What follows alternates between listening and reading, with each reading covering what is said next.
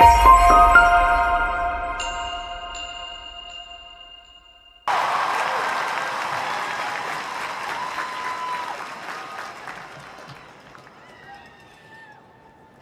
I'm Taylor.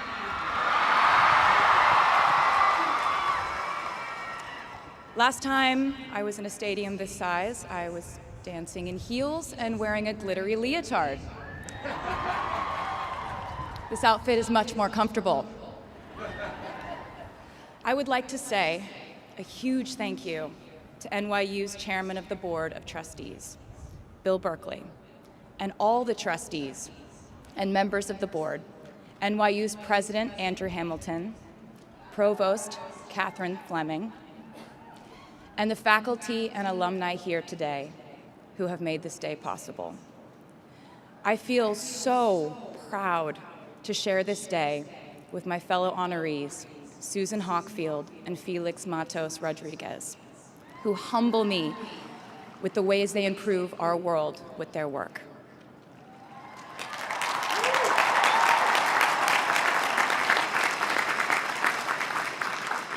As for me, I'm 90% sure the main reason I'm here is because I have a song called 22.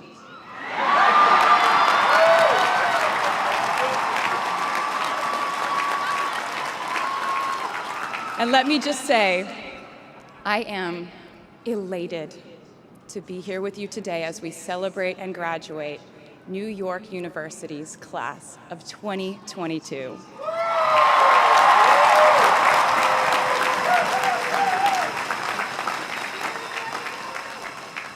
Not a single one of us here today has done it alone. We are each a patchwork quilt of those who have loved us, those who have believed in our futures, those who showed us empathy and kindness, or told us the truth even when it wasn't easy to hear. Those who told us we could do it when there was absolutely no proof of that. Someone read stories to you and taught you to dream, and offered up some moral code of right and wrong for you to try and live by. Someone tried their best to explain every concept in this insanely complex world to the child that was you as you asked a bazillion questions, like, how does the moon work? And why can we eat salad but not grass? And maybe they didn't do it perfectly. No one ever can. Maybe they aren't with us anymore. In that case, I hope you'll remember them today. If they are in this stadium, I hope you'll find your own way to express your gratitude for all the steps and missteps that have led us to this common destination.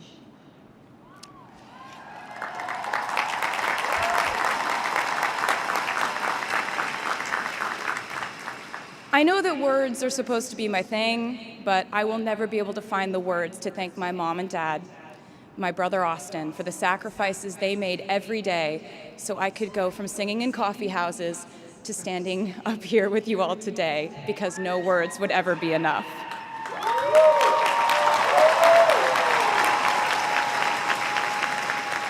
To all the incredible parents, family members, mentors, teachers, allies, friends, and loved ones here today who have supported these students in their pursuit of educational enrichment, let me say to you now, welcome to New York. It's been waiting for you.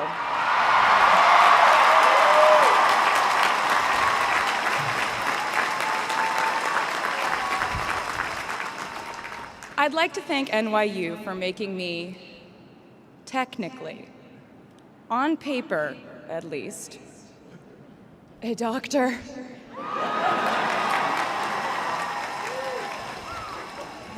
Not the type of doctor you would want around in case of an emergency. Unless your specific emergency was that you desperately needed to hear a song with a catchy hook and an intensely cathartic bridge section.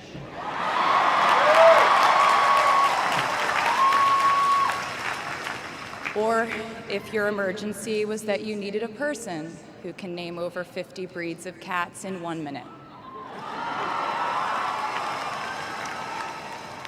I never got to have a normal college experience, per se.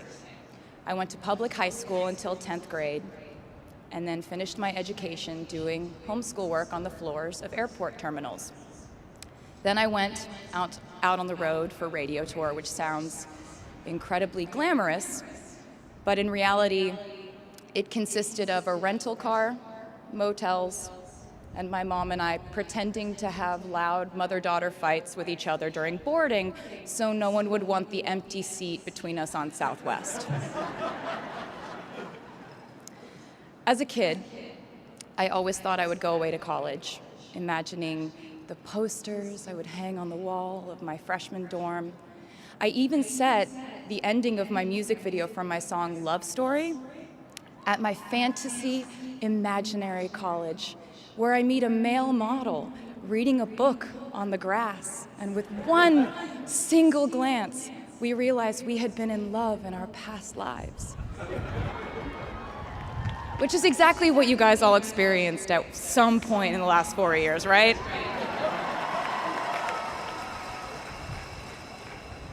But I really can't complain about not having a normal college experience to you, because you went to NYU during a global pandemic, being essentially locked into your dorms and having to do classes over Zoom. Everyone in college during normal times stresses about test scores. But on top of that, you also had to pass like 1,000 COVID tests. I imagine the idea of a normal college experience was all you wanted too. But in this case, you and I both learned that you don't always get all the things in the bag that you selected from the menu in the delivery service that is life. You get what you get.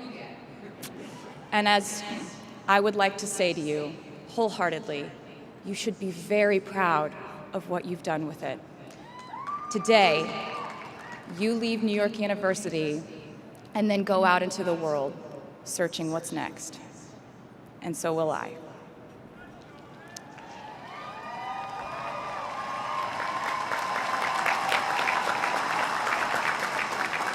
So as a rule, I try not to give anyone unsolicited advice unless they ask for it. I'll go into this more later. I guess I have been officially solicited in this situation to impart whatever wisdom I might have to tell you things that have helped me so far in my life. Please bear in mind that I in no way feel qualified to tell you what to do. You've worked and struggled and sacrificed and studied and dreamed your way here today. And so you know what you're doing. You'll do things differently than I did them, and for different reasons. So I won't tell you what to do, because no one likes that. I will, however, give you some life hacks I wish I knew when I was starting out my dreams of a career and navigating life, love, pressure, choices, shame, hope, and friendship. The first of which is, life can be heavy, especially if you try to carry it all at once. Part of growing up and moving into new chapters of your life is about catch and release. What I mean by that is knowing what things to keep and what things to release. You can't carry all things, all grudges, all updates on your ex, all enviable promotions your school bully got at the hedge fund his uncle started. Decide what is yours to hold and let the rest go. Oftentimes, the good things in your life are lighter anyway, so there's more room for them. One toxic relationship can outweigh so many wonderful, simple joys. You get to pick what your life has time and room for. Be discerning. Secondly, learn to live alongside cringe. No matter how hard you try to avoid being cringe, you will look back on your life and cringe retrospectively.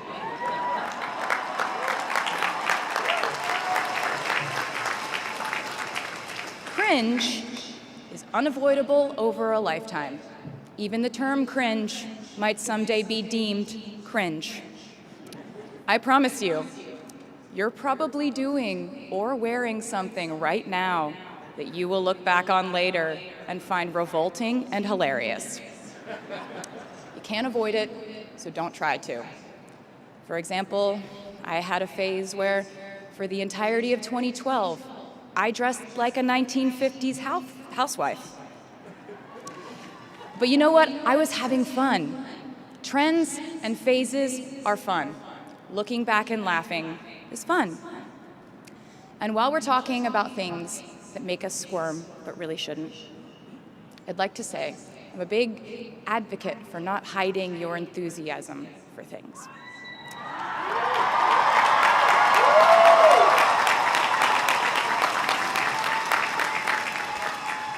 It seems to me that there is a false stigma around eagerness in our culture of unbothered ambivalence. This outlook perpetuates the idea that it's not cool to want it, that people who don't try are fundamentally more chic than people who do. And I wouldn't know because I've been a lot of things, but I've never been an expert on chic, but I'm the one who's up here, so you have to listen to me when I say this. Never be ashamed of trying. Effortlessness is a myth. The people who wanted it the least were the ones I wanted to date and be friends with in high school. The people who want it the most are the people I now hire to work for my company.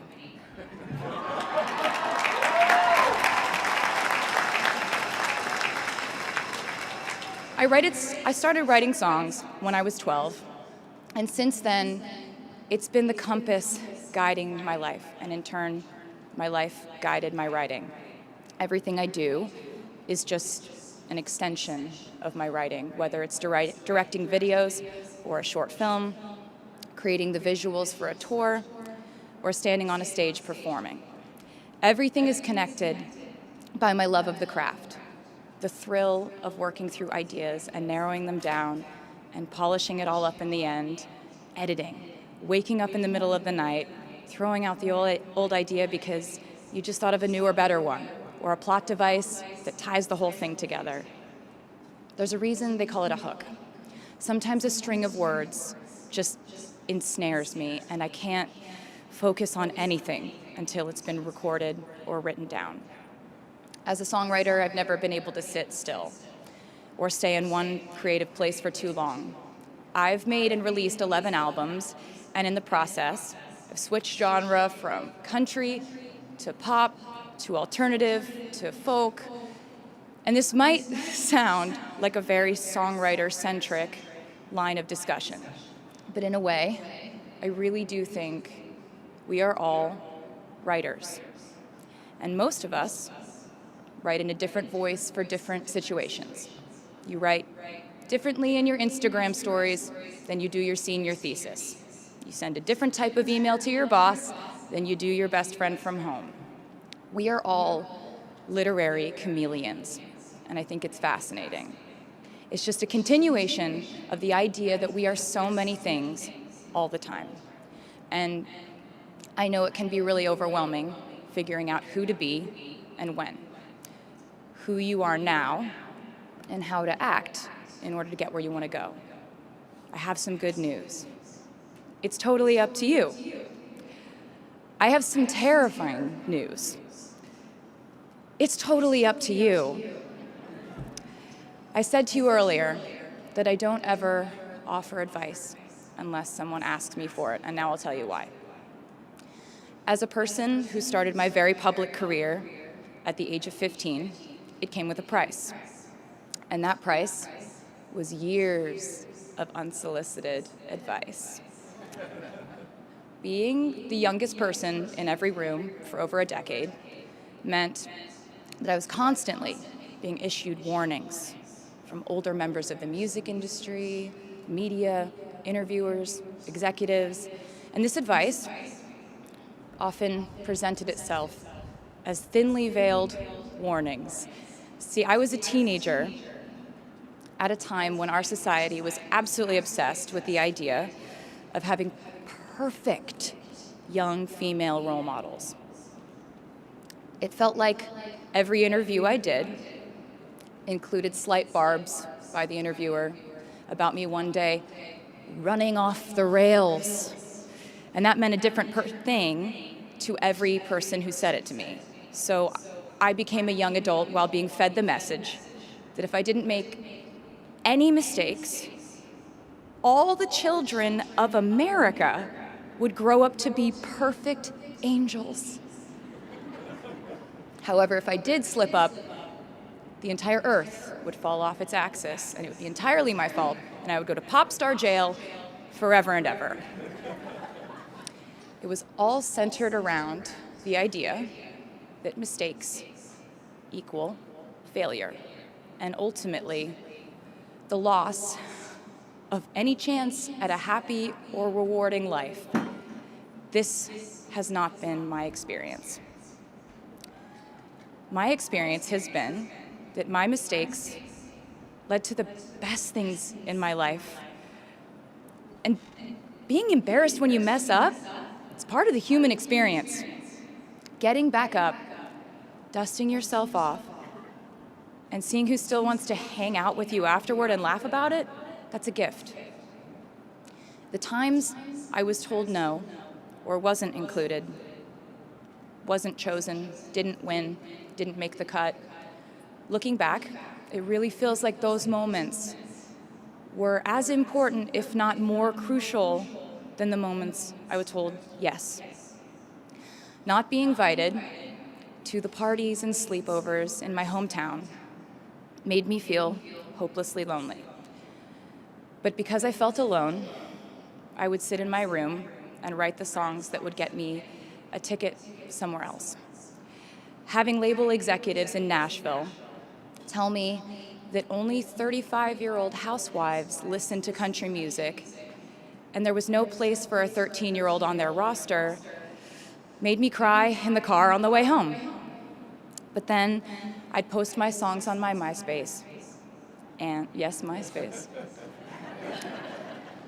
And I would message with other teenagers like me who loved country music, but just didn't have anyone singing from their perspective.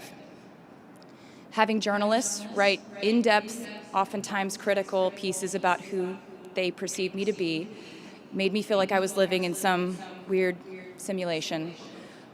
But it also made me look inward to learn about who I actually am.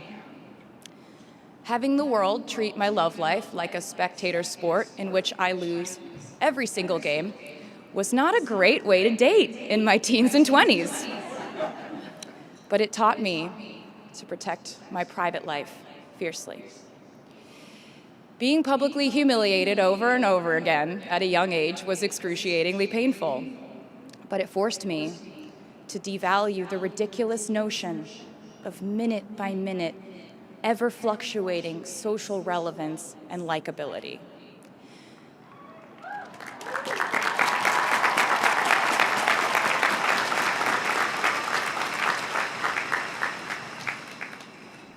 Getting canceled on the internet and nearly losing my career gave me an excellent knowledge of all the types of wine.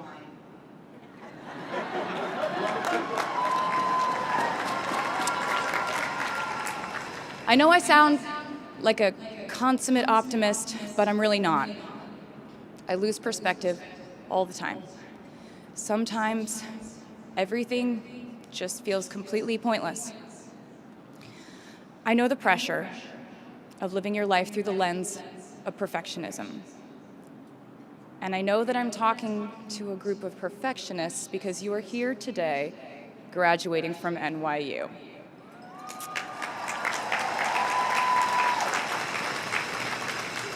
So this might be hard for you to hear.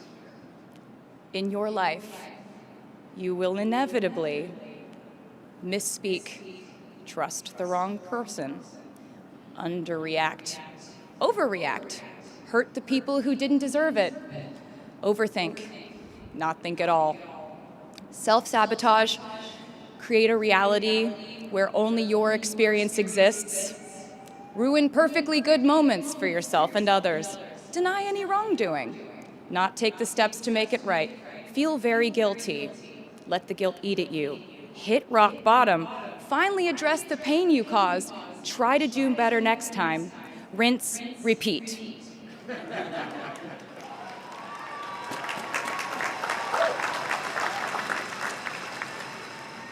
And I'm not going to lie. These mistakes will cause you to lose things. I'm trying to tell you that losing things doesn't just mean losing. A lot of the time, when we lose things, we gain things too. Now you leave the structure and framework of school and chart your own path. Every choice you make leads to the next choice, which leads to the next, and I know it's hard to know which path to take. There will be times in life where you need to stand up for yourself, times when the right thing is actually to back down and apologize, times when the right thing is to fight, times when the right thing is to turn and run, times to hold on with all you have, and times to let go with grace. Sometimes the right thing to do is to throw out the old schools of thought in the name of progress and reform. Sometimes the right thing to do is to sit and listen to the wisdom of those who have come before us. How will you know what the right choice is in these crucial moments? You won't. How do I give advice to this many people about their life choices? I won't. The scary news is you're on your own now. But the cool news is you're on your own now.